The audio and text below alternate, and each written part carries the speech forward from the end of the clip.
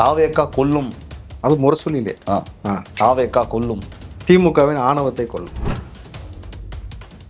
உங்கள் ஆணவத்தை கொல்லும், உங்கள் அதிகார திமுறை கொல்லும், உங்கள் அலட்சிய ஆட்சியை கொல்லும், போதை கலாச்சாரத்தை கொல்லும், பாலியல் சீண்டல்களை கொல்லும், சாதிய அடக்குமுறை கொடுமைகளை கொல்லும், இயற்கை வளங்களை திருடிய கூட்டத்தின் அதிகாரத்தை கொல்லும், விவசாய நிலங்களை அளித்தவனின் அதிகாரத்தை கொல்லும், பாசிசத்தை வைத்து அரசியல் செய்த சூழ்ச்சியை கொல்லும், சமூக நீதியை சவப்பட்டில் ஏற்றக்கூடிய இந்த ஆட்சியை கொல்லும், இறுதியில் ஜனநாயகன் வெல்வான், ஜனநாயகம் வெல்லும்.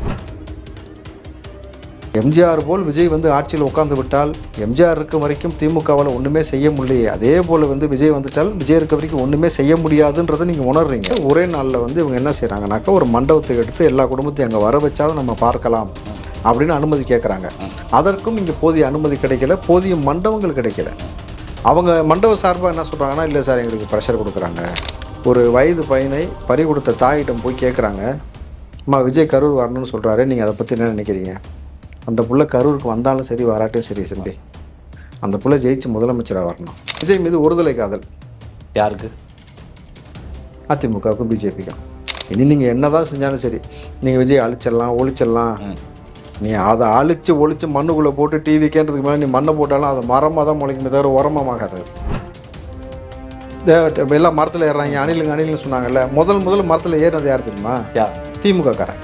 முதலமைச்சர் எப்படி போகிற போக்கில் இந்த மாதிரி ஒரு தவறான ஒரு ஸ்டேட்மெண்ட்டை கொடுத்து இப்போ மக்களை 1000 கோடி முதலீடு வருது நீங்கள் நம்ப வச்சுட்டே இருக்கீங்கன்னா, அதைத்தானே விஜய் கேட்டார் அன்றைக்கி. வெளிநாட்டு முதலீடா, வெளிநாட்டில் முதலீடா செய்ய போனீங்களா? அன்றைக்கி மதியம் கேட்டார் இல்லையா, அந்த கரூர் சம்பவத்துக்கு முன்னாடி கேட்டாரா? இப்போ ஏன் விஜய்க்கு நெருக்கடி கொடுக்குறாங்க உங்களுக்கு புரியுதா? அண்ணனை முறைச்ச நான் அடிப்பேன்ற ஒரு ஸ்டேட்மெண்ட்டை நீ சொல்கிறேன்னா, அப்போ நாங்களாம் என்ன கலைஞர் மாதிரி கருப்பு நடி மாட்டி வரணுமா? திமுக ஆட்சியில் SC/ST மக்களுக்கு எதிரான குற்றங்களில் 68% நடந்திருக்குனாக்கா சமூக நீதி ஆட்சி. நான் சொல்லலை சமூக நீதி சவப்பேட்டில் ஏற்றுவாங்கன்னு. இதுக்கெல்லாம் எங்கெல்லாம் குரல் கொடுத்துருக்காரு திருமாவளவன்? ஸ்டாலின் காதில் போய் குரல் கொடுத்துருப்பாரு.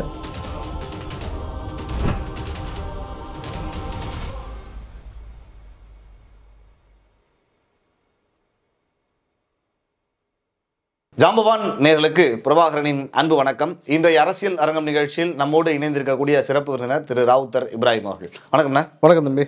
தொடர்ந்து பல விஷயங்கள் நம்ம அரசியல் தொடர்பாக பேசி வரோம்.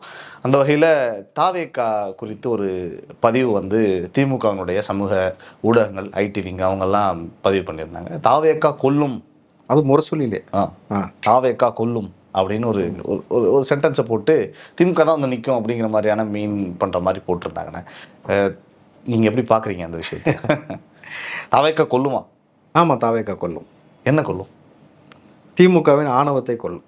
நான் அப்படி தான் பார்க்குறேன். ஏன்னா எந்த ஒரு புரிதலின் அடிப்படையில் ஒரு பத்திரிகை எதை போடணும் எதை போடக்கூடாதுன்னு இல்லாமல் தாவேக்கா கொல்லும்னு நீ போடுறேனாக்கா, அப்போ இது வரைக்கும் திமுக என்னெல்லாம் கொன்னுச்சுன்னு ஒரு விஷயம் இருக்குல்ல, உங்கள் ஆட்சியில் எவ்வளோ பேர் செத்தாங்கன்னு ஒரு விஷயம் இருக்குல்ல, அதை பட்டியல் போட்டு திமுக கொன்றவை அப்படின்னு ஒரு பட்டியல் போட்டுருவியா? நீ போட மாட்டேல்ல. அதுக்கு தான் நம்மளே அதுக்கு ஒரு பதிவு போட்டிருந்தோம். ஆம், தாவேக்கா கொல்லும், உங்கள் ஆணவத்தை கொல்லும், உங்கள் அதிகார திமுறை கொல்லும், உங்கள் அலட்சிய ஆட்சியை கொல்லும், போதை கலாச்சாரத்தை கொல்லும், பாலியல் சீண்டல்களை கொல்லும், சாதிய அடக்குமுறை கொடுமைகளை கொல்லும், இயற்கை வளங்களை திருடிய கூட்டத்தின் அதிகாரத்தை கொல்லும், விவசாய நிலங்களை அளித்தவனின் அதிகாரத்தை கொல்லும், பாசிசத்தை வைத்து அரசியல் செய்த சூழ்ச்சியை கொல்லும், சமூக நீதியை சவப்பட்டில் ஏற்றக்கூடிய இந்த ஆட்சியை கொல்லும், இறுதியில் ஜனநாயகன் வெல்வான், ஜனநாயகம் வெல்லும். இதுதான் நம்ம பதிவில் போட்டிருந்தோம். அதாவது முன்னுக்கு பின் முரணாக தொடர்ச்சியாக விஜய் மீது எல்லாருமே நீங்கள் பேசுனீங்கனாக்கா, நீ எவன் தப்பு செய்யலையோ அவன் இன்னொருத்தனை அது இயேசுநாதர் சொன்ன ஒரு வசனம் இருக்குல்ல, யார் உங்களை தவறே செய்யாத நபரோ அவர் முதல் கல்லை எடுத்து எரியட்டும்னு. அதே போல் நீங்கள் செஞ்சதெல்லாம் முழுக்க அக்கிரமும் ஐயாக்கித்தனம் பண்ணி வச்சுட்டு விஜய் அவர்கள் மக்களுக்கு நல்லது செய்யணும்னு நிற்கிறார். இவ்வளோதான சிம்பிளான விஷயம் தம்பி. வேறு என்ன அவர் நினச்சி வந்திருக்காரு சொல்லுங்கள் பார்ப்போம். இந்த மக்கள் கண்ணுக்கு முன்னாடி பரிதவிச்சு நிற்கிறதை பார்த்துட்டு இன்றைக்கு சக நடிகர்கள் எவ்வளோ பேர் இருக்காங்க இந்த சமூகத்தில், எல்லாரும் கடந்து போகிறார்கள். மேல்மட்ட வாழ்க்கை வாழ்ந்துகிட்டு இருக்க நபர்கள் கடந்து போகிறார்கள். அம்பானி அதானி என்ற நபர்கள், உலக கோடீஸ்வரர் இருக்க நபர்கள் அரசியலுக்குள்ளே வரல. அவன் சொகுசாக பிஸ்னஸ் பண்ணோம், பணத்தை சம்பாரித்தோம், சேர்த்து வச்சோம், சேஃப்டியாக இருந்தோம், 10 தலைமுறைக்கு வச்சோன்னு செஞ்சுக்கிட்டு இருக்கிறாங்க. அப்போ இவ்வளவு பேர் இவ்வளோ விஷயங்கள் செய்து கொண்டிருக்கும் பொழுது விஜயை மட்டும் தொடர்ச்சியாக நீங்கள் போட்டு அடின்னு எல்லாரும் சேர்ந்து அடிக்கிறீங்கனாக்கா, அப்போது உங்களுக்கு ஒரு விஷயம் நல்லா புரியுது. எம்ஜிஆர் போல் விஜய் வந்து ஆட்சியில் உட்கார்ந்து விட்டால், எம்ஜிஆர் இருக்க வரைக்கும் திமுகவால் ஒன்றுமே செய்ய முடியலையே, அதே போல் வந்து விஜய் வந்துட்டால் விஜய் இருக்க வரைக்கும் ஒன்றுமே செய்ய முடியாதுன்றதை நீங்கள் உணர்றீங்க. இல்ல, அவரோட செயல்பாடு கூட காரணமாக நம்ம பார்க்கலாம்ல. ஏன்னா இந்த விஷயத்திலேயே ஒரு கரூர் போகலைன்னு சொல்லிக்கிட்டே இருக்கப்ப, எம்ஜிஆர் மாதிரி வரணும், ஆட்சியை பிடிக்கணுங்கிறப்ப கொஞ்சம் மக்களுக்காக ஒரு 41 உயிர்கள் மக்கள் கூட இல்லை, அவரை பார்க்க வந்தவங்க, அதில் அவர் எடுத்திருக்கிற ஸ்டெப்ஸ் போதுமானதா இல்லை அப்படிங்கிற மாதிரி இல்லை, நம்ம விசாரித்த வரைக்குமே அவங்க சொல்வது, கரூரில் ஒவ்வொரு தனிப்பட்ட முறையில் எல்லா குடும்பத்தையும் சந்திப்பதற்கு அனுமதி கேட்டாக்கா 41 குடும்பத்துக்கு 41 மணி நேரம், அப்போ 2 நாள் ஆகும். அப்போ அது பத்தாதுன்றதுனால ஒரே நாளில் வந்து இவங்க என்ன செய்கிறாங்கனாக்கா, ஒரு மண்டபத்தை எடுத்து எல்லா குடும்பத்தையும் அங்கே வர வச்சாதான் நம்ம பார்க்கலாம் அப்படின்னு அனுமதி கேட்குறாங்க. அதற்கும் இங்கே போதிய அனுமதி கிடைக்கல, போதிய மண்டபங்கள் கிடைக்கல. அவங்க மண்டப சார்பாக என்ன சொல்கிறாங்கன்னா, இல்லை சார் எங்களுக்கு ப்ரெஷர் கொடுக்குறாங்க, நாளைக்கு நீ மண்டபம் நடத்தணும்ல, இப்போ பார்த்துக்கன்ற மாதிரியான சில விஷயங்கள் வருது, இல்லை மண்டபத்துக்கு ஏதாவது டேமேஜ் ஆச்சுன்னா நீ தான் பார்த்துக்கணும் அப்படின்ற மாதிரி வருதுன்னும் பொழுது யார் முன் வருவார்கள்? அப்படி பண்ணுறாங்களா? இது அன்அஃபிஷியலாவா எப்படி இது நடக்குது? அன்அஃபிஷியலாக அது நடந்துக்கிட்டு இருக்கு. ஓகே. ஸோ இதை தாண்டி ஒரு காலேஜில் வச்சு இதை ஆர்கனைஸ் பண்ணலாம் அப்படின்னாக்கா அது கூடுதல் அவங்களுக்கான அழுத்தம் ஏற்படுதான். சரி அப்புறம் காலேஜ் நீங்கள் வச்சு நல்லபடியாக முடிச்சிருவீங்க, நடத்தி அப்படி தானே, அடுத்த வருஷம் அட்மிஷனாக ஒழுங்காக போட்டுருவீங்க அப்படி தானே, உங்கள் காலேஜுக்குள்ள நிறைய பசங்க ஏதோ ட்ரக்ஸ்லாம் யூஸ் பண்ணுறதா கேள்விப்படுறோமாமே, இப்படின்ற சில மிரட்டல்கள்லாம் வரப்படுதான். ஓகே. உங்கள் காலேஜில் ட்ரக்ஸ்லாம் யூஸ் பண்ணுறாங்கன்னா ட்ரக் உன் ஆட்சியில் கிடைக்கும் தானே அர்த்தம். இப்போ நீங்கள் லாஜிக்காக அப்படி தானே யோசிக்கணும். அப்போ இது போன்ற அழுத்தங்கள் கொடுக்கப்படுவதாகவும் செய்தி வந்து கொண்டிருக்கணும் பொழுது அப்போ அதுவும் கூடுதல் சிக்கலை ஏற்படுத்துது. அப்போது விஜய் வந்து கரூர் போவாரா போக மாட்டாரா, ஏன் போகலை, இந்த செய்திகள் வந்து கொண்டே இருக்கும் பொழுது ஒரு வயது பையனை பறி கொடுத்த தாயிடம் போய் கேட்குறாங்க, அம்மா விஜய் கரூர் வரணும்னு சொல்கிறாரு, நீங்கள் அதை பற்றி என்ன நினைக்கிறீங்க? அந்த புள்ள கரூருக்கு வந்தாலும் சரி வராட்டும் சரி தம்பி, அந்த புள்ள ஜெயிச்சு முதலமைச்சராக வரணும். மாற்றுத்திறனாலே நான் சொல்கிறேன், அந்த புள்ள வந்தால் தான் எங்களை நபர்களுக்கு ஒரு நல்ல வாழ்க்கை அமைக்கும். இறந்து போன என் பிள்ளையோட ஆசையும் அதுதான், எல்லா மக்களும் நாங்கள் அதான் விருப்பப்படுறோம். இப்படி வந்து ஒரு நபர் வந்ததை பார்க்குறதுக்கு வந்ததுக்கெல்லாம் இவ்வளோ பெரிய சம்பவம் நடக்குது, நாங்கள் தொடர்ச்சியாக எவ்வளோ காலமாக இந்த இன்னல்களை அனுபவித்து கொண்டே இருக்கோம் தெரியுமா, ஒரு மாற்றம் தேவைன்னு என் தாய் பதிவு செய்கிறாங்க. இன்னொரு பச்சை குழந்தைய தூக்கிட்டு போய் 2 வருஷ குழந்தைய தூக்கி கொண்டு போய் அந்த குழந்தைய கொண்டுட்டான்னு ஒரு விமர்சனமாக அந்த பெற்றோர் வந்து அந்த குழந்தைய வச்சுட்டு பேட்டி கொடுக்குறாங்க. என் பிள்ளைய வந்து நான் கூட்டு போனது தான், அவர் கூட்டு வரக்கூடாதுன்னு சொல்லி கூட்டு போனது நான் இல்லைன்னு சொல்லலை, நான் ஒரு அன்பின் காரணமாக கூட்டு போனேன், என் பிள்ளைய நான் பாதுகாப்பாக கூப்பிட்டு வந்துட்டேன்னு சொல்லி அந்த குழந்தை கழுத்தில் டிவிக்கு துண்டை போட்டு வர்றாப்புல. ஓகே. ஸோ இவர்கள் எல்லாருமே இன்னைக்கு சிபிஐ இன்னைக்கு உள்ளே இறங்கியிருக்கு தெரியுமில்ல உங்களுக்கு, விசாரிக்க போயிட்டாங்க. ஓகே. கரூருக்குள்ளே போயிட்டாங்க. போனாக்கா அது எஸ்ஐடி வளாகத்துக்குள்ளே 32 GB பென்ட்ரைவ் ஒன்றும் சில ஆவணங்கள்லாம் எரிக்கப்பட்ட நிலையில் கிடைக்குதுன்னு ஒரு தகவல் வந்துகிட்டு இருக்கு, செய்தி சேனலில் போட்டுக்கிட்டு இருக்காங்க. அப்போது சிபிஐ போய் யாரிடம் முதல் விசாரணை ஆரம்பிப்பாங்க? பாதிக்கப்பட்ட மக்கள். அந்த மக்கள் சொல்வதெல்லாம் என்ன சொல்கிறாங்க? விஜய் மீது யாருமே குறை சொல்லலையே, நீங்கள் வாதம் பிரதிவாதத்தின் அடிப்படையில் தான் தீர்ப்பே வரும். பாதிக்கப்பட்ட மக்கள் யாருமே விஜயை குறையே சொல்லாத பொழுது நீங்கள் வந்து விஜயை கார்னர் செஞ்சு எல்லா கட்சியும் வந்து எப்படி இன்னைக்கு ஒரு நரேட்டிவ் செட் பண்ணுதுன்னா தம்பி, ஒருத்தன் நீ என்ன பண்ணுறனாக்கா அந்த எதை தின்னா பித்தந்தலின்னு சொல்லுவாங்கல்ல, அதே போல் எப்படி விஜய் என்ன பண்ணலாம், எப்படி காலி பண்ணலாம், இதுதான் முழுக்க சிந்தனை. நீ ஒரு தனிப்பட்ட முறையில் ஒரு சில குழுவாக உட்காந்து ப்ரெஸ் மீட் கொடுக்க வைக்கிற, வழக்கு நீதிமன்றத்தில் இருக்கும்பொழுது எதுக்கு இந்த தேவையில்லாத ப்ரெஸ் மீட்டு? இந்த குழு அந்த குழு ஒரு ஆணையத்தையும் அனௌன்ஸ் பண்ணிட்டாங்க. ஆணையத்தை அனௌன்ஸ் பண்ணிட்டு ஒரு பக்கம் இங்கே சிபிஐ விசாரணை எஸ்ஐடி என்ன ப்ராக்ரஸ்ன்றது நீதிமன்றத்துக்கு மாசமாக சப்மிட் பண்ணுன்னு சொன்ன பிறகு இதை குறித்து நீங்கள் இப்படி தொடர்ச்சியாக செய்ய வேண்டிய அவசியம் என்ன? இன்னொன்று, சட்டமன்றத்தில் பேச வைக்கிறீங்க உங்களுக்கு ஆதரவாக சில எம்எல்ஏவை, ஒத்த சீட்டு 2 சீட்டு 3 சீட்டு 4 சீட்டு 5 சீட்டு இருக்குல்ல, இந்த எல்லா சீட்டும் உட்காந்து அங்கே பேசிக்கிட்டு இருக்கு, சீட்டு தேய்ச்சிக்கிட்டு விஜய்னு நாட்டில் எதை பற்றி பேசணுமோ அதை பற்றி பேசாமல் இது மாதிரி ஒரு கூட்டம். ரொம்ப உக்கிரமாக விஜய் வந்தா இதை செய்தி போடுவீங்க, விஜய் ட்ரௌசர் போட்டா செய்தி, இப்படியெல்லாம் கூட வார்த்தை சட்டமன்றத்தில் காலைல எந்திரிச்சிட்டாரு உள்ளாடை மாட்டிட்டாரு அப்படின்னு ஒரு ஆள் பேசுறாருனாக்கா உனக்கு எவ்வளோ வன்மம் எவ்வளோ பயம் இருக்கணும் சொல்லுங்க பாப்பா. தம்பிங்க 3 விதமான ஒரு காட்சி நம்ம பார்க்க முடியுது. ஒரு கூட்டம் வந்து விஜய்க்கு ஆதரவாக சட்டமன்றத்தில் பேசுகிறாங்க, எடப்பாடி அந்த பக்கம் மக்களுக்காக பேசுகிறாரு, அது கூடுதலாக விஜய்க்கு ஆதரவாக பார்க்கப்படுகிறது. உடனே வந்து விஜயை வந்து இவர்கள் கபலீகரம் செய்ய பார்க்குறார்கள். இந்த பக்கம் ஒரு கூட்டம், விஜய்க்கு எதிராக திமுகவுடைய கூட்டணி கட்சிகள் இந்த பக்கம். இந்த 2 கூட்டமாவது இப்படி அடிச்சுக்குதுனாக்கா சம்பந்தமே சட்டமன்றத்துக்குள்ளே போகவே வழி இல்லாமல் வக்கு இல்லாமல் இருக்கிற இன்னொரு கூட்டம் வெளியே நின்றுட்டு விஜயை பார்த்து வயிற்றுச்சலில் கத்திக்கிட்டே இருக்குது. கேட்டால் நான் வந்து நாம் தமிழர் அப்படின்னு வசனம் பேசுது. ஓகே, புரியுதுங்களா? ஏன் உனக்கு அவ்வளோ பதட்டம்? தம்பி, எம்ஜிஆர், ஜெயலலிதா, அண்ணா, கலைஞர் எல்லாத்தையும் வந்து என்ன கேவலமான வார்த்தையை சொல்லி சீமான் பேசியிருக்காருன்னு உங்களுக்கு தெரியும். பேசிட்டு இன்னைக்கு நீங்கள் வந்து சிஎம் சார்னு ஒரு தொனியில் சொல்லிட்டாரு, அது எப்படி அந்த ஒரு தொனியில் சொல்ல முடியும்? இந்த சூப்பர் சிங்கர்னு ஒரு நிகழ்ச்சி விஜய் டிவியில் நடக்குது பார்த்துருக்கீங்களா? அதில் இந்த அனந்தராமனா அனந்த் வைத்தியநாதன் வாய்ஸ் எக்ஸ்பர்ட் அவர் இவ்வளோ பெரிய முடியை வச்சுட்டு உட்காந்து பேசிட்டு இருப்பார்ல, அவரை போல இப்போ சீமான் பேசுறீங்கன்னா வாய்ஸ் எக்ஸ்பர்ட்டா நான் மாடுலேஷன் கண்டுபிடிச்சு சொல்கிறதுக்கு இந்த மாடுலேஷனை சொல்லிட்டாரு, அந்த மாடுலேஷனை சொல்லிட்டாரு. இதை தாண்டி இன்னைக்கு விஜயை அழிச்சிடணுன்றதான் ஒட்டு மொத்தமாக தாண்டி இங்கே எப்படி போயிட்டு இருக்குனாக்கா, இதை எப்படி நான் பார்க்குறேன்னாக்கா, விஜய் மீது ஒருதலை காதல். யாருக்கு? அதிமுகவுக்கும் பிஜேபிக்கும். ஓகே. ஏன்னா அவனை லவ் பண்ணல இவர் சொல்லி பார்க்குறாரு. நான் கெட்டினா உன்னை தான் கெட்டுவேன்ட்டு அந்த கூட்டம் ஒருதலை காதலாக இருக்கு. இன்னொரு கூட்டம் விஜய் வந்து என் முன்னாள் காதலி, யாரு? சீமான் அவர்கள் என் முன்னாள் காதலி அப்படின்ட்டு கடுமையான விமர்சனம். இது ஒன்று நீ எனக்கு குடிச்சா நான் என்ன சொல்லுவேன், இந்த ஒரு டைலாக் வரும்ல, ஒன்று நான் குடிக்கணும், இல்லை நான் குடிக்காத கடலில் எவனும் குடிக்கூடாதுன்னு. ஒன்று வந்தால் எனக்கு காதலியாவா இல்லை வப்பாட்டியாவா, இல்லையா நீ யாருக்குமே கிடைக்கக்கூடாதுன்னு இந்த பக்கம் திமுக கூட விஜயை போட்டு அடிக்குது. அவர் யார்ரா உங்களுக்கு அப்படின்னு ஒரு கேள்வி இருக்குல்ல. மக்களுக்கு நல்லது செய்யறதுக்கு அவர் உள்ளே வந்திருக்காருன்னும் பொழுது நீங்கள் என்னமோ போட்டி போட்டு பங்கு போட்டு அவரை போட்டு சுக்குநூறு ஆக்கி கொண்டு, அப்படி இல்லாட்டி அவருடைய பேரை டேமேஜ் பண்ணுறது, பெயிண்ட் டப்பா வச்சு அடிக்கிறது, அவர் பிஜேபின்றது, ஆர்எஸ்எஸ் சித்தாந்தன்றது, அதுன்றது இது அடிமையாயிட்டாரு, பாஜகவுக்கு அடிமையாயிட்டாரு. எடப்பாடி எப்படி போனாரோ அந்த மாதிரி இவர் போயிட்டாரு அப்படிங்கிற மாதிரியான பதிவுகளும்.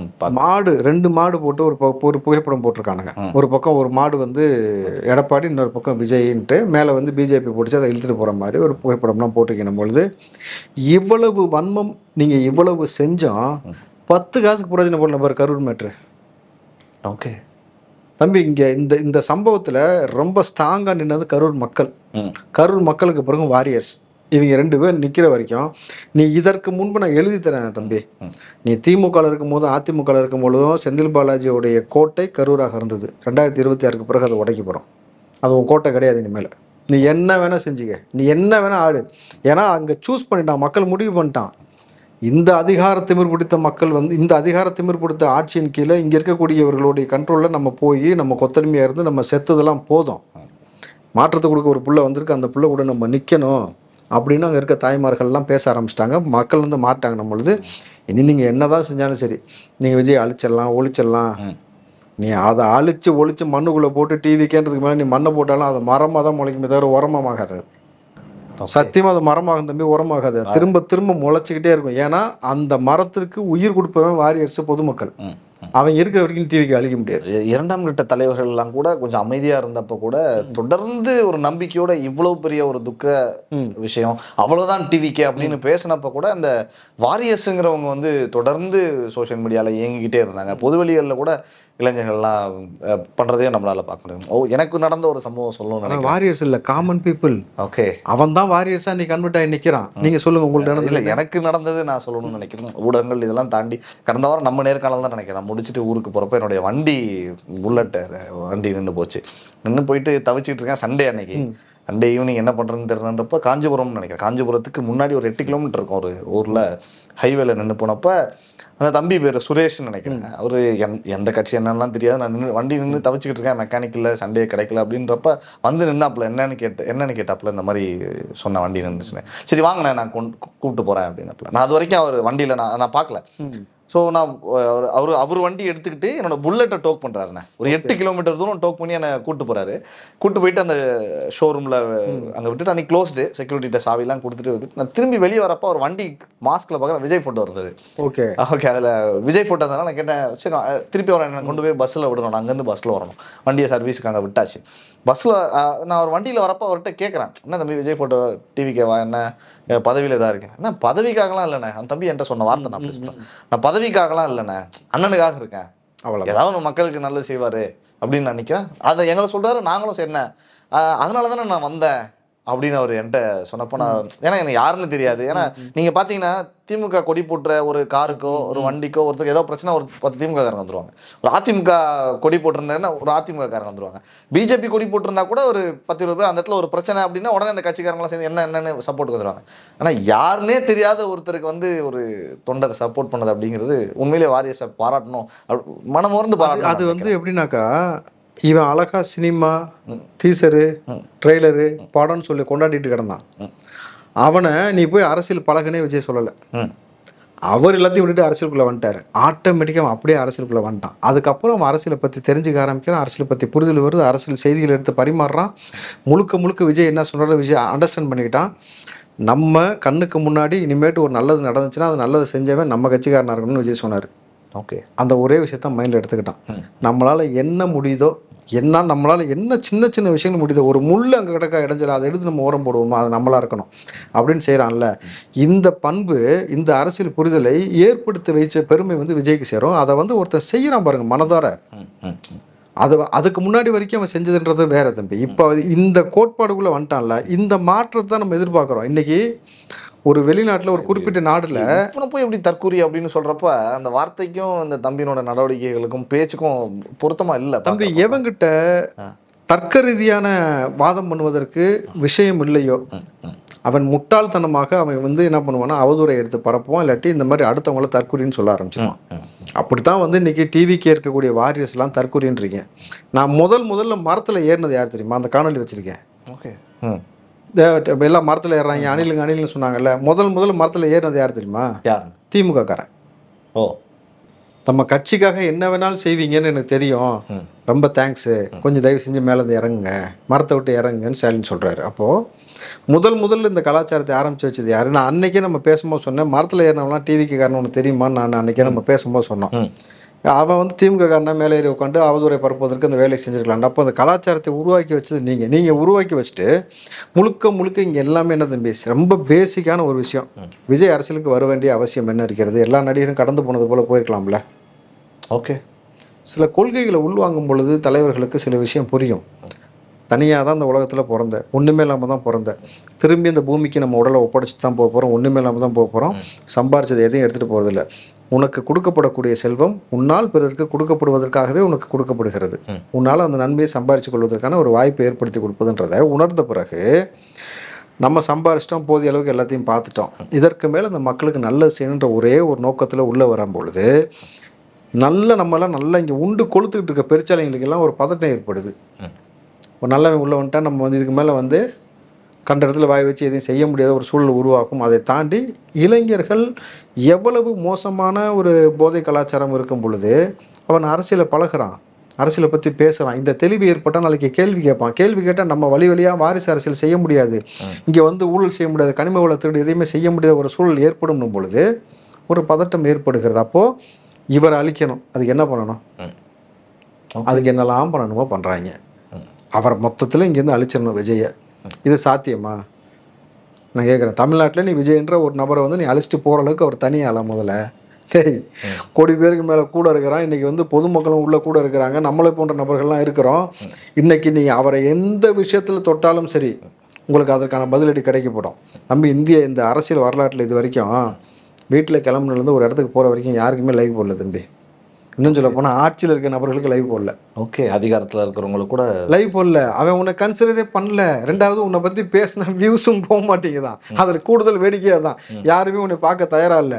விஜயை பற்றி பேசினாலும் பார்க்குறான், விஜய் என்ன அரசியல் சொல்கிறாரா, என்ன செய்கிறாங்க, பசங்க என்ன செய்கிறாங்க, இதை தான் பார்க்க விரும்புகிறாங்க. ஏன்னா அவங்க மாற்றத்தை விரும்புகிறாங்க. அந்த மாற்றத்தை நோக்கி தான் அவன் நகர்ந்து போகிறனும் பொழுது என்றைக்குமே இந்த சிக்கல்கள் ஏற்படும். டிவிகேக்கு ஒரு நெருக்கடி கொடுப்பாங்க, எல்லாம் செய்வார்கள். பட் இதை ஓவர் கம் பண்ணி வர்றதுன்றது பெரிய விஷயம்லாம் கிடையாது, வந்துடலாம். ஏன்னா மக்கள் சப்போர்ட் இருக்கு, நம்மள மாதிரி ஆட்கள் சப்போர்ட் இருக்கும், பார்த்துக்கலாம். திமுகவாது என்னவாது. ஒரு பக்கம் தாவேக்காக யார் பேசுகிறாங்க அப்படின்னு பார்த்தா எடப்பாடி பழனிசாமி அவர்கள் சட்டமன்றத்தில் பேசின பேச்சு, அவர் எடுத்து வைத்த கேள்விகள், அது எல்லாமே ஒரு ஏற்றுக்கொள்ளக்கூடிய வகையில் தாவேக்கா தரப்பிற்கு ஒரு நிம்மதியை வழங்குகிற வகையில் தான் இருந்தது. இந்த நெருக்கம், எடப்பாடி அவர்களுடைய நெருக்கத்தை எப்படி பார்க்குறீங்க தாவேக்கா கூட? குறிப்பாக இன்றைக்கி திமுகவுடைய உருட்டு அல்வான்னு சொல்லி ஒன்று கொண்டு வந்து கொடுத்தாரு பார்த்தீங்களா? ஓகே, ஆமாம். சட்டமன்றத்துக்கு முடிஞ்சு வெளியே வந்து பத்திரிகைலாம் கொடுக்குறாரு. திமுகன்னு போட்டு கீழே உருட்டுகளும் அல்வான்னு சொல்லி கொடுக்குறாரு. அப்போது அந்த உருட்டு அல்வாவை இந்தாங்க வச்சுங்கன்றாரு. வாங்கி சாப்பிட பயப்படுறாங்க. ஏன்?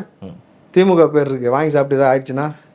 ஓகே நம்ம இங்கே இந்த ஆட்சியில் நீங்கள் எடப்பாடி அவர்கள் இன்னைக்கு ரொம்ப அழகாக ஒரு விஷயத்தை எடுத்து கொண்டு போகிறதுக்கு மிக முக்கியமாக இன்னும் எடப்பாடி தன்னுடைய ஆளுமையை காட்டுவதற்கு விஜய் வருகை தான் மிக முக்கியமாக அமைஞ்சது. ஓகே, விஜயோட வருகைன்றது ஒன்று இல்லைன்னு வச்சுங்களேன். எடப்பாடியோட இந்த டோன் இருக்குல்ல, என்னன்னு பேசினாரு, பால்டாயெல்லாம் நம்மளை பற்றி பேசுது. அப்படிலாம் பேசக்கூடிய ஆள் கிடையாது அவர். ஓகே, ரொம்ப அமைதியாக பேசக்கூடிய ஆள் தான். ரொம்ப செட்டிலாக பேசக்கூடிய ஆள். நான் கிராமத்துக்காரனா நான் யாருன்னு காட்டவா கேட்குறாரு. அவர் பேசுகிற தொனி மாறுது, அவர் பேசக்கூடிய ஸ்டைல் மாறுது. எல்லாமே பார்த்தீங்கன்னா விஜய் வருகை வந்து ஒரு பெரிய ஒரு தாக்கத்தை ஏற்படுத்துது. விஜயோடைய சைலன்ஸ் அந்த இடத்துல ஆகும் பொழுது இங்கே அவருடைய டோன் ரைஸ் ஆகுது. அப்போ இன்னும் கொஞ்சம் பூம் ஆகுது, எல்லாத்தையும் பார்க்க வைக்குது. அப்போது அரசியலில் மிக முக்கியமான மையப்புள்ளியாக வந்து விஜய் அவர்கள் வந்துட்டாருன பிறகு இன்னைக்கு தம்பி பாசிட்டிவாவோ நெகட்டிவாவோ விஜய் இல்லாமல் செய்தி இருக்கா?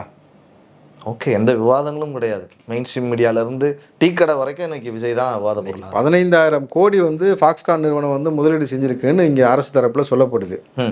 ஃபாக்ஸ்கான் நிறுவனத்திலேருந்து வரக்கூடிய நபர்கள் மறுக்கிறாங்க. அதை பற்றி இன்னும் யாருமே விவாதம் பேசல பாருங்கள். இந்த செய்தி நீங்களே பாருங்கள், படிங்க. ஓகே, புதிய முதலீடுகள் செய்யவில்லை. தமிழகத்தில் ரூபாய் 15,000 கோடி முதலீடு செய்வதாக முதலமைச்சர் வெளியிட்ட அறிவிப்புக்கு ஃபாக்ஸ்கான் நிறுவனம் மறுப்பு. ஃபாக்ஸ்கான் இந்தியாவின் பிரதிநிதி மற்றும் ஸ்டாலின் இடையே நேற்று தலைமைச் செயலகத்தில் சந்திப்பு நடைபெற்றது. தமிழகத்தில் ஃபாக்ஸ்கான் புதியதாக 15,000 கோடி முதலீடு செய்ய இருப்பதாக முதல்வர் கூறியிருந்தார். ஓகே, ஆனால் இல்லைன்னு சொல்லி அந்த நிறுவனம் மறுத்திருக்கு. 15,000 கோடி. அப்போ நீங்கள் போகிற போக்கில் மக்கள் மத்தியில் ஒரு விட்டு போகிறீங்கல்ல தம்பி. ஒரு காலத்தில் உருட்டுனா என்ன தெரியுமா? அதுக்கு வேற பொருள். கையெறி குண்டுன்னு சொல்லுவாங்க, கேள்விப்பட்டிருக்கீங்களா? தீவிரவாதிகள் வச்சுருப்பாங்கன்னு, அதைத்தான் உருட்டுன்னு வாங்க. இன்றைக்கி உருட்டுனாலே யாருன்னு ஆகி போச்சுனாக்கா காம்படிஷன் ஹெவியாக இருக்குது. திமுகவா சீமானான்ட்டு அவ்வளோ உருட்டிட்டு உட்காந்துருக்கீங்க. அதில் ஒரு உருட்டு, இந்த உருட்டு இதை குறித்து தானே விவாதம் பண்ணியிருக்கணும், இதை குறித்து தானே பேசணும். ஒரு முதலமைச்சர் எப்படி போகிற போக்கில் இந்த மாதிரி ஒரு தவறான ஒரு ஸ்டேட்மெண்ட்டை கொடுத்து இப்போ மக்களை வந்து 10,000 கோடி முதலீடு வருது நீங்கள் நம்ப வச்சுட்டு இருக்கீங்கன்னா அதைத்தானே விஜய் கேட்டார் அன்றைக்கி. வெளிநாட்டு முதலீடா, வெளிநாட்டில் முதலீடா செய்ய போனீங்களா? அன்னைக்கு மதியம் கேட்டார் இல்லையா? அந்த சம்பவம், கரூர் சம்பவத்துக்கு முன்னாடி கேட்டாரா? இப்போ ஏன் விஜய்க்கு நெருக்கடி கொடுக்குறாங்க உங்களுக்கு புரியுதா? இந்த மாதிரி எல்லா விஷயத்தையும் விஜய்ன்ற ஒரு தனிநபர் பேசின உடனே நேஷ்னல் நியூஸாக மாறுது. பசங்க ட்விட்டர், ஃபேஸ்புக், இன்ஸ்டாகிராம் எல்லாத்துலேயும் பரப்புகிறாங்க. இவங்க தாத்தங்காலத்தில் உருட்டு மக்களை ஏமாத்தினது இப்போ எடுபடாமல் போனதுனால இப்போ விஜயை இங்கேருந்து அப்புறப்படுத்தணும், இந்த அரசியல் களத்திலேருந்து அப்புறப்படுத்தணும், உங்களுக்கு என்ன நெருக்கடிலாம் கொடுக்கணுமோ கொடுக்கணும், அதற்காக சில வேலைகள் செய்கிறாங்க. அவ்வளோதான்.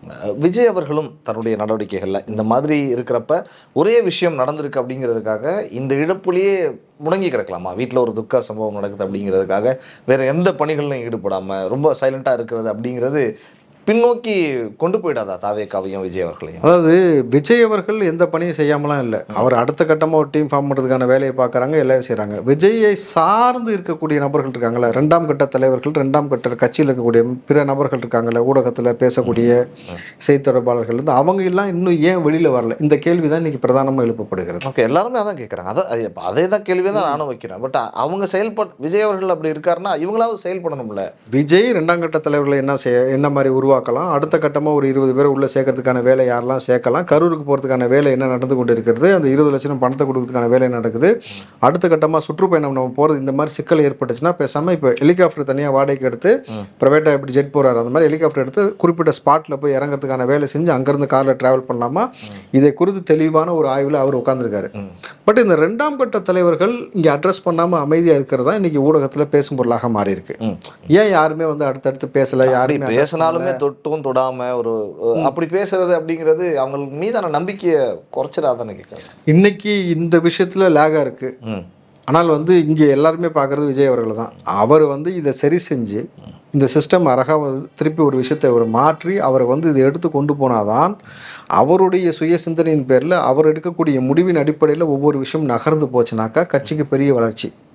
அப்படி இல்லாமல் இது ரொம்ப செட்டிலாக ரொம்ப வந்து அமைதியாகவே இருந்துகிட்டு எல்லாருமே பொதுவாக வந்து மறுபடியும் ஊடகத்தை சந்திப்பதற்கு, பேட்டி கொடுப்பதற்கோ, கட்சி சார்பாக ஒரு அறிக்கை கொடுப்பதற்கோ எல்லாமே தயக்கம் ஏற்பட்டு கொண்டு அமைதியாக கடந்து செல்லும் பட்சத்தில் இது ஒரு செட்பேக் ஏற்படுத்தும் கட்சிக்கு. இது புதிதாக வளரக்கூடிய கட்சிக்கு இது ஒரு ஆரோக்கியமான போக்காக இருக்காது. அதை அவர்கள் நிச்சயமாக சரி செய்யணும். சீமான் அவர்கள் சமீபத்தில் பேசியிருந்தார். குறிப்பாக திருமாவளவன் அவர்கள் நீதிமன்றம் வெளியே காரில் வந்தப்போ நடந்த சம்பவம் உங்களுக்கு தெரியும். அது இல்லாமல் அதுக்கு பத்திரிகையாளர் சந்திக்கிறப்போ சும்மா ஒரு தட்டுனாங்க அப்படின்னு சொல்கிற மாதிரி சொல்லி சீமான் அவர்கள் அது பேசினார். எங்கள் அண்ணனை முறைச்சி பார்த்தா நானே தட்டுவேன் அப்படின்னு சொல்லியிருந்தாரு. எப்படி பார்க்குறீங்க அதை? எங்கள் அண்ணனை யாராவது முறைச்சா நானே அடிப்பேன். இதை எப்படி நம்ம பார்க்கலான்னா, நீங்கள் வந்து யாருமே அரசியல் தலைவராக இருக்க விரும்புகிறீங்களா, குஸ்தி மாஸ்டராக மாட்டீங்களான்னு ஒரு கேள்வி இருக்குல்ல. அந்த காலத்தில் ஊருக்கு வெளியில் இந்த மாதிரி சண்டை போகிறதே ஒரு வேலையை வச்சுட்டு சுற்றிட்டு இருப்பாங்களா. அதுபோல் வந்து எங்கள் அண்ணனை முறைச்சா நான் அடிப்பேன்ற ஒரு ஸ்டேட்மெண்ட்டை நீ சொல்கிறேன்னா அப்போ நாங்களாம் என்ன கலைஞர் மாதிரி கருப்பு நடி மாட்டி வரணுமா? என் கண்ணு உனக்கு தெரியக்கூடாது அதானே, என் கண்ணு தெரிஞ்சாதான் உனக்கு பிரச்சனை, நீ அடிப்ப, நாங்கள் கருப்பு நாட்டி மாட்டி வரலாமா? இப்போ என்ன சொல்ல வரீங்கன்னு ஒரு விஷயம் இருக்குல்ல. ஒரு தலைவனாக இருப்பவன் பொதுவில் நான் அடிப்பேன், உதைப்பேன், அத்துமீறுவேன், அடங்கமருன்னு சொல்கிறது அவர் ஒரு ஸ்டைலில் நோக்கிற சொன்னாங்களே, இந்த பக்கம் நான் அடிப்பேன் உதைப்பேன்னு சொல்கிறது இது தலைமை பண்பு கிடையாது. இதை யாருமே விரும்பலை தம்பி. இன்றைக்கி இருக்கக்கூடிய யங்ஸ்டர்ஸ்லாம் நீங்கள் நினைக்கிற மாதிரி கிடையாது. நீ உள்ளே பூந்து அடிப்பேன்னு சொல்லி அடித்தா அவன் அமைதியாக போயிடுவானா? ஓகே. இப்போ விஜய்க்காக ஒரு டீம் வந்து வேலை செய்யுது, நீங்கள் வர்றீங்க ஒரு களத்துக்கு நேராக, நீங்கள் நிறைய அவரை குறித்து பேசுகிறீங்க, தேவையில்லாமல் சில வார்த்தைகள் பேசுகிறீங்க, ரோட்டில் இங்கே நிற்காது அங்கே நிற்காதுன்னு சொல்லி பேசுகிறீங்க. அப்போ அவன் உங்களை பார்க்கும்போது அன்பு கொண்டு பார்ப்பானா? ஓகே, ஒரு கோவத்தோடு தான் பார்ப்பான். கோவத்தோடு தான் பார்ப்பான். கோவத்தோடு பார்ப்பானா போய் அடிச்சிருவீங்களா எல்லாத்தையும்? அடிச்சுட்டு அது நார்மலாக அப்படியே முடிஞ்சிருமா? தம்பி, இது வந்து ஒரு முடிவா ஒரு தலைவன் சொல்லக்கூடிய வேலையா? இதே சம்பவம் வந்து மாநாட்டில் நினைக்கிறேன், முக்தார் அவர்கள் மதுரை மாநாட்டில் வந்தப்போ ரொம்ப கண்ணியமாக ஒரு அனுப்பிச்சு வச்சாங்க வெளியே கூட்டத்தில் இருந்து. ஓகே, அவங்க பாட்டுக்கு இருக்காங்க. நீ உன்னை பார்க்கறதுனாலே நான் வந்து அடிப்பேன் அப்படின்னு சொல்கிறது இது தலைவனுக்கான பண்பு கிடையாது. இங்கே தலைவன் என்பவன் எல்லாரையும் நேசிக்கணும். சாதி மதங்களை கடந்து, இனமொழிகளை கடந்து நீங்கள் ஒருத்தரை நேசித்து அந்த பண்பால், உன்னுடைய பண்பால் அவன் உன்னை வந்து ஈர்க்கணும். நீ உன்னை நடந்துக்கிற விதத்தை வைத்து உன் மீது பேரன்பு கொண்டு வரணும். அப்படித்தானே எல்லா உலக தலைவர்களும் உருவானாங்க. வரலாறு அப்படித்தான் நம்ம கற்பிச்சிருக்கு. ஒரு மதம் அதைத்தானே போதிச்சிருக்கு. அப்படி தான் இருக்கணுமே தவிர இதெல்லாம் இன்றைக்கி அரசியலுக்காக வந்து நீ திமுகவுக்கு முட்டு கொடுத்தா பரவாயில்ல, கூட்டணி கட்சிக்கு சேர்த்து முட்டு கொடுக்குறேன்னு சொல்லிட்டு இப்போ புதுசாக நீங்கள் ஆரம்பிச்சிட்டு இந்த ட்ரெண்ட் இருக்குல்ல, இது 10 காசுக்கு பிரயோஜனப்படாது. அப்போது விஜயோட வருகை எல்லாத்துக்கும் உங்களுக்கு வந்து ஒரு என்ன சொல்கிறது, ஒரு மோசமான மனநிலை உருவாக்கி விட்டுருக்குன்னும் பொழுது இன்னைக்கு சீமானுடைய நிலவரம் அடுத்து வரக்கூடிய எலெக்ஷன் 2026 உங்களுக்கு தெரியும் 3% முச்சந்தில் கொண்டு போய் நிற்கும். அவ்வளோதான். அதே ஒரு அச்சம், அதே வாக்கு சதவீதம் குறையிற நிலைமை தான் விசிகாக்கும் இருக்கா? தம்பி, விசிகா எங்கிட்டாவது தப்பிச்சு பொழைச்சிக்கும் தம்பி. ஓகே, அதெல்லாம் வாக்கு சதவீதம்லாம் குறையாது. ஏன்னா திமுக விட்டு வெளியே வர போகிறது கிடையாது. அவங்க கூட சேர்ந்து ட்ராவல் பண்ணி நம்ம ஏதாவது கரையேந்து போய்க்கலாம் அப்படின்றதுல அது ஒரு பக்கம் ட்ராவல் பண்ணிட்டு இங்கே விசிகாவுக்கு இருக்கக்கூடிய ஓட் பேங்கிங்கோ விசிகா மீது இருக்கக்கூடிய பார்வையோ மாற போகிறதே கிடையாது. 2 சீட்டுக்காக நிற்கிறாங்கன்ற பார்வையும் மாற போகிறது கிடையாது. சமூக நீதியை வந்து பெரிய நிலைநாட்டுவதற்கு போராட போகிறான்ற ஒரு விஷயம் மாறப்போக கிடையாது.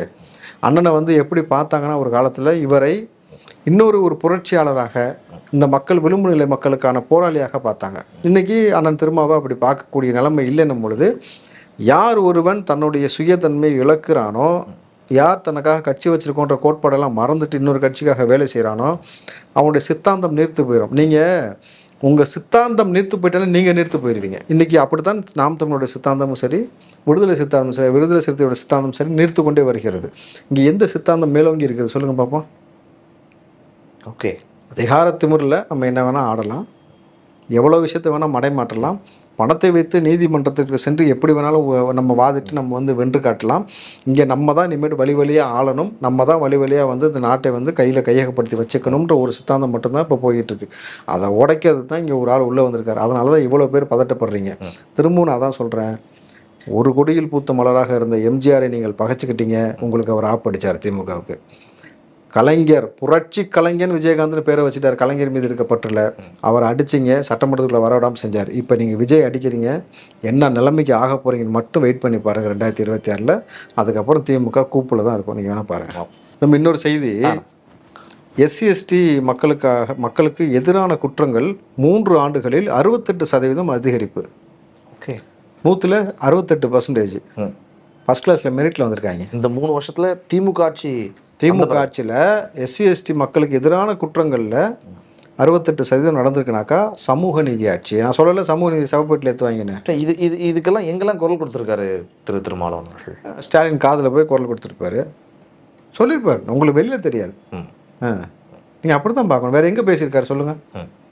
நம்ம அதை கேட்டோம்னா அப்புறம் நம்மளை அடிப்பேன்னு வாங்க, எதுக்குப்பா நமக்கு பொல்லாப்பு, நம்மளே பயந்த ஆட்கள். கரெக்டாக நம்மளாம் அவங்க கூட சண்டை பொருளுக்கு நமக்கு திறனே இருக்கா தம்பி? சொல்லுங்கள். முறைச்சா அடிப்பேன், பேசினா அடிப்பேன், நம்ம எதுக்கு இதெல்லாம் வம்பு, எதுக்கு பேசிக்கிட்டு நம்ம இதை கடந்து போயிடுவோம், பார்த்துக்கலாம். இந்த சிறுத்தை புலி சிங்கன்னு சொல்லிட்டு எல்லாத்தையும் காட்டுக்கே அனுப்பிச்சி விட்ருவோம். ஓகே, நம்ம ஊருக்குள்ளே தேவைப்படாது. இனிமேட்டு 2026 அப்புறம் நீங்கள் பாருங்களேன், இனிமேட்டு வந்து மக்களை நேசிக்கக்கூடிய ஒரு நபர் தலைவனாக இருப்பார். பெருவாரியாக மக்கள் நேசிக்கிற நபர் தான் இனி தலைவன். அந்த ஆட்சி தான் நடக்கும். அதற்கான வழிவகை தான் நடந்து கொண்டிருக்கிறது. கூட்டணி வந்தாலும் சரி வராட்டியும் சரி மக்கள் தான் ஓட்டு போடுறாங்க, மக்கள் டிசைட் பண்ணுறாங்க விஜய்ன்ட்டு. அந்த மாற்றத்தை நோக்கி நம்ம நகர்த்தி போயிடுவோம். விஜய் கூட யார் இருந்தாலும் இல்லாட்டியும் மக்கள் இருப்பான், வாரியர்ஸ் இருப்பான். போதும், ஆட்சி அமைப்பதற்கான ஒரு பெரிய ஒரு வழிவகை, ஒரு நம்பிக்கை ஏற்படும். பார்ப்போம்ண்ணே. நிறைய விஷயங்கள் எங்களுக்காக பொறுத்த முடியல் உங்களுக்கு என்னுடைய மனமார்ந்த நன்றிகள். நன்றி. நன்றி.